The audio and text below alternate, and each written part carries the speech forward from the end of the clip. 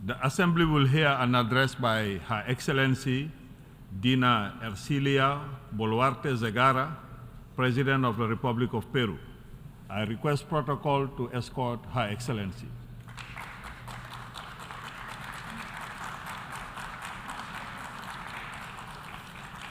On behalf of the General Assembly, I have the honor to welcome Her Excellency Dina Ercilia Boluarte Zegarra, President of the Republic of Peru, and to invite her to address the Assembly. Señor Presidente de la Asamblea General de las Naciones Unidas.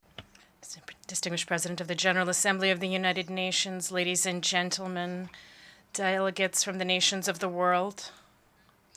I come from Peru, a country with a long history and vast cultural wealth, which has been the cradle of civilization on the American continent, and whose leadership I assumed with firmness and courage on December 7th, 2022, after a coup d'etat in the midst of a political and social crisis that we were able to overcome within the framework of our Constitution. Today, I have the honor of being the first constitutional female president of the Republic. As my country has existed for 201 years.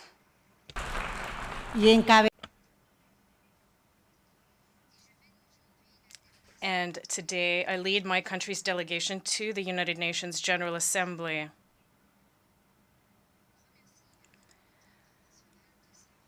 I am grateful to the international community for its recognition. Peru is once again present on the international stage alongside the peoples of the world. I'm a woman from the provinces. I speak Quechua, and I was born in the heights of the southern Peruvian Andes. And I lead a government that, in accordance with the law and in the face of titanic challenges, both from nature as well as on the international stage, has brought back stability and hope to a country that seeks to achieve economic development along with social justice. I would like to begin this message by paying a tribute to women, to girls, adolescents, and particularly to my sisters in Peru, a well-deserved tribute. Amanda Warmi Makaya Kachunchu. This is what we say in Quechua, which in the rest of the world means no more violence against women. Mr. President, Peru is a country that respects democracy, the rule of law, human rights, and international law. For this reason, Peru actively promotes Latin American integration and is firmly committed to cooperation between countries. Peru promotes peace, and to achieve peace, it is necessary to implement the Charter of the United Nations and to uphold it in all circumstances. For this reason, Mr. President, we defend the principle of respect for the sovereignty, territorial integrity, and independence of all states. Mr. President, as a daughter of the southern Andean region of my country, I have known firsthand the suffering caused by poverty.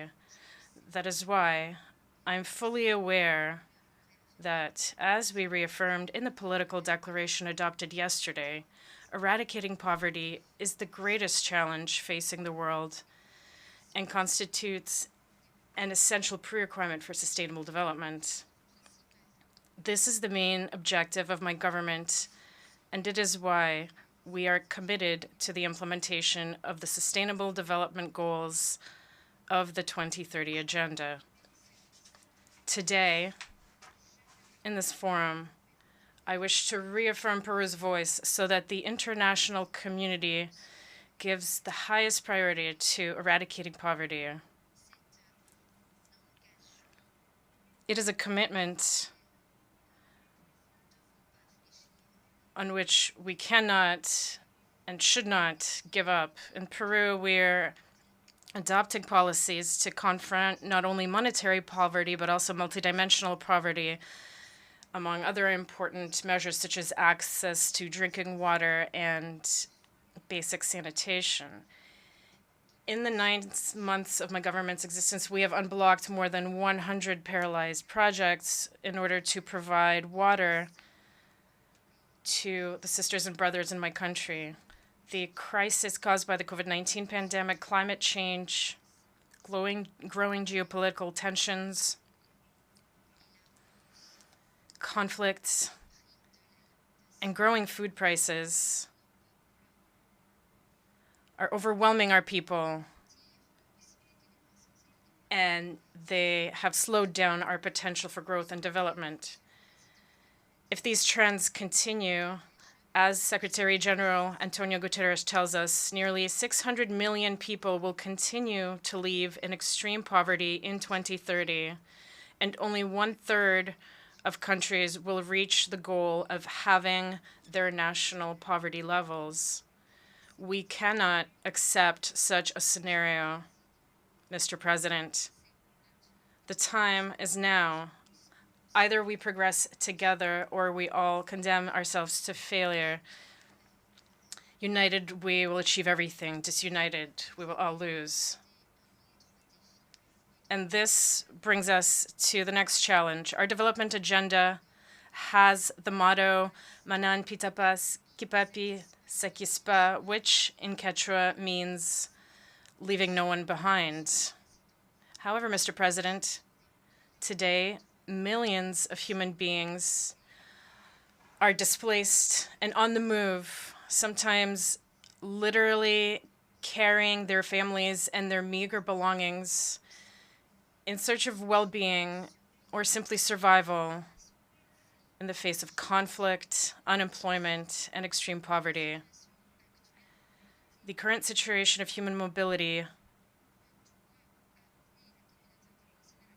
must prompt the international community to cooperate on the bilateral, regional, and multilateral levels. Peru has been making enormous efforts in this area, but it is only through international cooperation that we will be able to achieve safe, orderly, and regular migration. Mr. President, health, as we know, is not a problem for a handful of individuals. It is a collective issue. My country was one of the hardest hit by the COVID-19 pandemic, which took the lives of more than 200,000 of our fellow citizens, and which revealed the gaps and shortcomings of our health system. And this year, we have faced resurgencies of the dengue, measles, and polio epidemics, as well as an outbreak of Guillain-Barré syndrome. That is why my government is firmly committed to guaranteeing free and universal healthcare access to all without exception. To achieve this, we are in the process of expanding our national vaccination program's coverage. We are reinforcing health infrastructure and equipment. We have been able to achieve more than 1,900,000 children aged from 2 months to 5 years against polio and measles. And we continue to work tirelessly to unblock hospital projects that had been paralyzed due to apathy and corruption from prior governments. We have also made the prevention and treatment of cancer a national goal, and currently 20 out of Peru's 26 regions have at least one oncological service. It is possible to work and to achieve things as long as the political will is there. In these areas, international cooperation must ensure quality health products and services accessible to all, and especially for developing countries where the gaps are much wider. In Peru, it is with great concern that we observe the growing internationalization of criminal networks fueled by the corruption of past governments, which have undermined the credibility of institutions and democracy, and which are affecting the development and well-being of our citizens. That is why it is crucial to reinforce our common work. We cannot let our guard down against crime, organized crime, and drug trafficking. These problems affect us all, and we must all be part of the solution. Our children and grandchildren are at risk of experiencing the hell that a triple environmental crisis would bring now that we are entering this era of global boiling, as the Secretary General of the United Nations has called it. Climate change, loss of biodiversity, and pollution put our very existence as humanity at risk. Peru is facing these phenomena with a sense of urgency and determination. At the beginning of the year, heavy rains affected northern Peru, followed by the onslaught of Cyclone Yaku. In the south, droughts have seriously harmed people, agriculture, and livestock, on top of recurring anomalous waves in the Pacific, which prevent the regular operations of our fishing ports. Finally, we have the growing threat of the coastal El Niño phenomenon after the impact of the global El Niño. An action-focused and prevention-focused approach is urgent. Therefore, from this high rostrum, I call for solidarity and international cooperation. For the first time, a government in my country has undertaken a major campaign against the global El Niño phenomenon with an investment of 4 billion soles, that is to say more than $1 billion. We have also joined the early alerts for all initiative presented by the Secretary General, so that by the end of 2027, all the inhabitants of the planet can be protected against meteorological phenomenon. This, ladies and gentlemen, will help save many lives. In addition, Mr. President, allow me to make a proposal for a compact, a commitment to international cooperation and action in order to immediately address the impact of meteorological phenomena such as El Niño, a pact based on solidarity, resilience, and interdependence. Today, it is Peru that is facing El Niño. Tomorrow,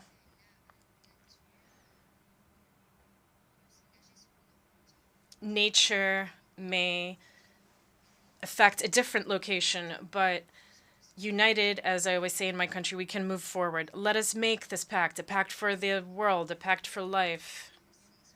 Developing countries have made progress in reducing carbon emissions, but we continue to be the most affected by climate disasters.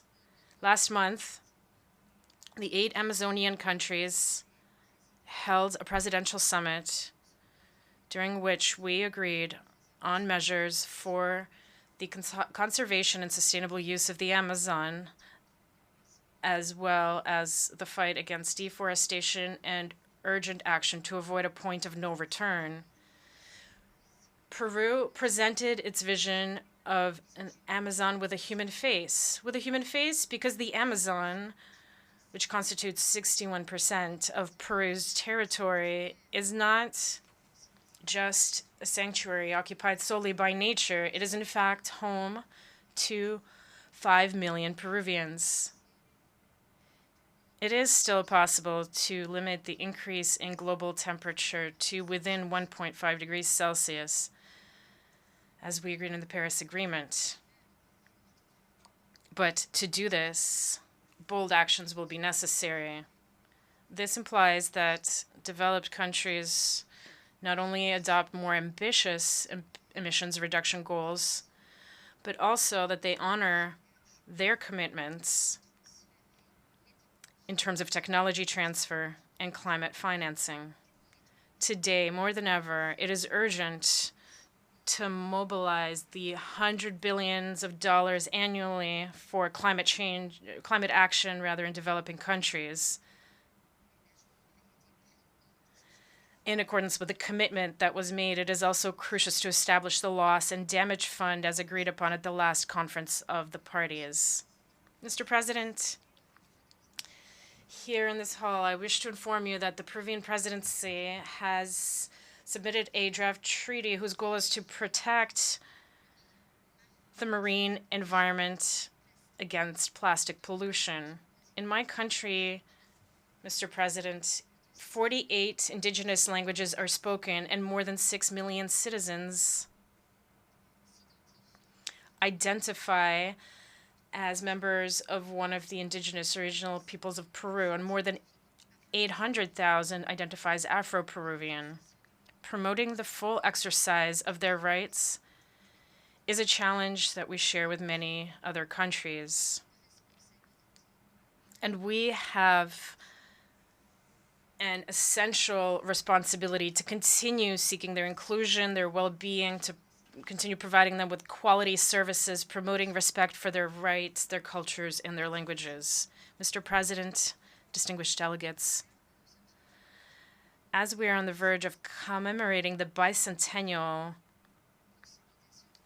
of our consolidation as an independent republic, Peru reiterates its commitment to continue contributing to peace, development, and the conservation of the environment. This is what we have done during our presence in the Andean community. This is what we are doing within the Pacific Alliance, and this is what we will continue doing next year as president of the APEC Forum. We remain determined in our process of accession to the OECD and our participation in the Americas Partnership for Economic Prosperity, or APEP, and we have begun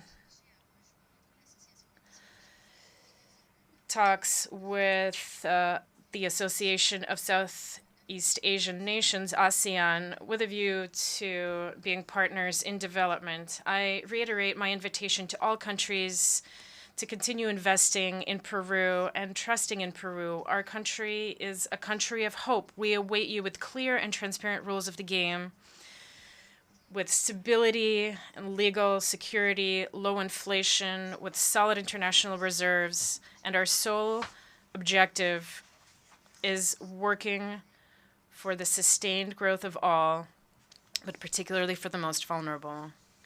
Mr. President, the government of Peru, faithful to its commitment to the United Nations and in line with its Republican tradition, joins with firmness and determination the global goal to strengthen the fight against climate change, to defend peace, democracy, full respect for human rights, international law, sustainable development, and the prosperity to which our people aspire, as it is what is just. Ya, ojumaya, ojmunaya, lo que significa. Which means, in Quechua, let us work together with one heart, with one thought, and one desire. Long live humanity. Thank you. On behalf of the Assembly, I wish to thank the President of the Republic of Peru for the statement just made, and I request protocol to escort Her Excellency.